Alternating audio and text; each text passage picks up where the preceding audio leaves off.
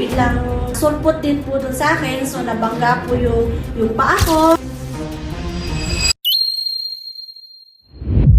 Ako nga po pala si Ellen Fernandez, taga Zamboanga City, 46 years old and a plain housewife po ako. Member po ako ng Ascendra International. Kung paano ko po nakilala si Ascendra is may nag-introduce lang po sa akin about Ascendra at nagtiwala po ako 100% na makakatulong po ito sa akin at sa aking pamilya. And ang pinili ko pong package is Associate. Sa Associate po is may MVP po na choices. Kinuha ko po yun para din po sa protection, ma-protect po, ma-secure yung sarili ko. Ikukwento ko po sa inyo kung ano po nangyari sa akin. December 26, 2025, 8:20 PM po.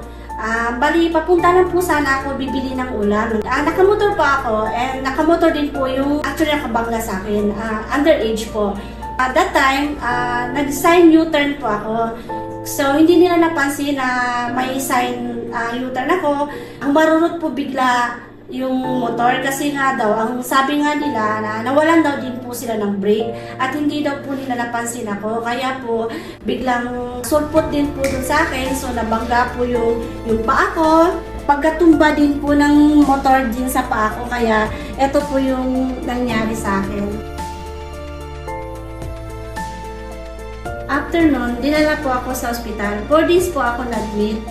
Yung bills ko po is talagang masakit sa bulsa. 29,000 po is malaki na po talaga yun para sa akin. Buti na lang, may Ascend Protect ako. At na-reimburse ko po ang 29,000. Ginawa ko lang, nag-email po ako sa Admin Insurance and very friendly approach naman po sila. Sinasagot naman po nila yung mga tanong ko.